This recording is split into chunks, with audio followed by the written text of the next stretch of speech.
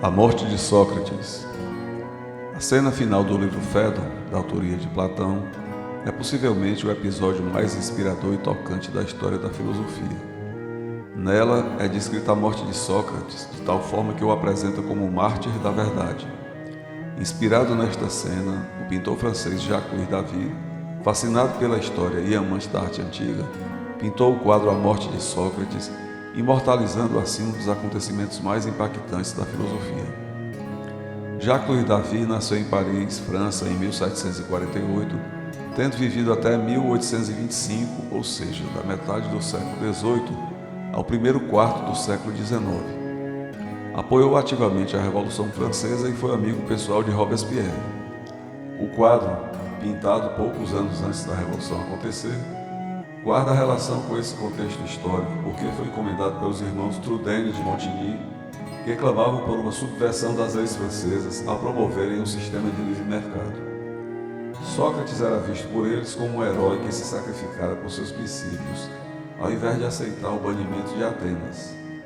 Ao pintar o estoicismo diante da morte, Jacques-Louis tinha em mente que sua pintura funcionaria como um toque de clarim, um chamamento ao combate. O quadro foi pintado em 1787, sendo considerado um marco do estilo neoclássico, que retratava temas da antiguidade clássica. A pintura, apesar de retratar um momento histórico, pode ser vista como uma peça de propaganda política dos anos que antecederam a Revolução Francesa. Os dois principais fatores que nortearam a realização da obra foram a cena da morte de Sócrates, narrada ao final do livro Fédon, e os ideais republicanos do iluminismo, como os direitos naturais do homem, a prevalência da razão sobre a religião, a rejeição dos direitos divinos dos reis, entre outros. O fato de ter sido pintado e utilizado como uma peça de propaganda política não tira a beleza nem a profundidade desse quadro, emblemático e carregado de símbolos. Sócrates foi uma espécie de herói filósofo que deixou uma impressão inapagável na história ao ser acusado falsamente de corromper os jovens e de não crer nos deuses de Atenas, tendo preferido a morte ao bebê cicuta a ser banido da cidade. Tudo quanto Platão escreveu a respeito de Sócrates, seja fato histórico ou ficção, tem um profundo efeito nas pessoas, mesmo naqueles que não se sentem tocados pela filosofia platônica. É interessante notar que o objetivo pretendido por Davi, de usar o quadro como um poderoso incentivo na luta pela causa da Revolução Francesa, se viu àquela época da história, tornando-se secundário após o término daquele período. O que perdura e perdurará é o símbolo universal de sacrifício da vida pelo bem da verdade. O objetivo político era transitório e limitou-se à época da Revolução. O símbolo continua a inspirar e a emocionar. A beleza do quadro merece uma menção destacada, pois, por si só, já desperta sentimentos de admiração em quem o contempla com atenção e paciência. O cenário é a prisão onde Sócrates se encontrava preso em Atenas.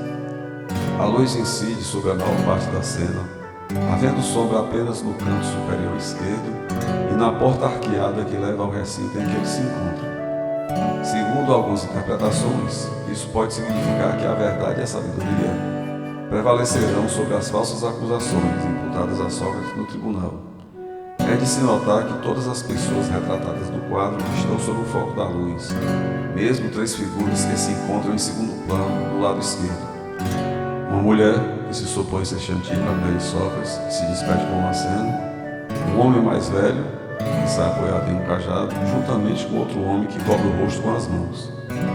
A luz e a sombra dão profundidade e um tom dramático à cena. A pintura presta-se a uma leitura, como mostra o estudo de Ivan Kuchar, cujo argumento é de que a intenção do autor era de que fosse lida como um friso romano, da direita para a esquerda. Iniciando por essa perspectiva, o espectador vê em primeiro lugar os discípulos se lamentando. Em seguida, a vista se depara com Sócrates, quase ao centro, sentado no leito, seu corpo e atitude demonstrando força e determinação, falando aos discípulos como se estivesse afirmando sua crença no que acreditava. A imortalidade da alma, tema principal do Fédon. Vê-se que o pintor retratou Sócrates aparentando ser mais novo do que a idade que teria à época, de aproximadamente 71 anos. Com o indicador da mão direita, Sócrates aponta para o alto, enquanto os dedos da mão esquerda se estendem em direção à taça com o veneno que ele há de beber, a cicuta. Próximo a ele, também sentado, mas num plano mais baixo, um dos discípulos olha para ele de forma concentrada, enquanto sua mão direita está sobre a perna esquerda de Sócrates. A mão direita está levantada com o punho crispado. Mais à esquerda, o discípulo que lhe estende a taça com veneno, vestido de vermelho, de cabeça baixa, cobre a vista com a mão, com o rosto voltado para o lado oposto, sem coragem de encarar o mestre em seus momentos finais. A cor vermelha de seu traje pode simbolizar a morte que iria ocorrer após a ingestão do veneno. Depois deste, outro discípulo volta-se para a parede do arco que dá acesso ao aposento, com ambas as mãos levantadas e apoiadas em um gesto que demonstra desespero. Em seguida, há um homem velho sentado em um pequeno banco de madeira, curvado pela dor e pela tristeza, as mãos no colo enquanto a direita segura a esquerda. É Platão, que não se encontrava presente, como ele próprio narra no Fédon. O quadro representa um momento culminante da vida de Sócrates, em que ele mostra a coerência de seu gesto com o que pregara a vida toda. A crítica de cinema, Christie Pushko, sugere uma leitura da esquerda para a direita que oferece uma interpretação diferente, mas também plausível. Lido a partir da esquerda, o quadro teria como principal referência a figura de Platão, olhando retrospectivamente para o dia em que a sentença de morte de Sócrates foi finalmente executada, após um mês de sua condenação no tribunal. Platão, cabisbaixo, ausente na ocasião, estaria meditando e rememorando os fatos narrados por algumas das pessoas que compartilharam o último dia da vida do grande filósofo. A cena se apresentaria vívida e vibrante de significado na memória de Platão.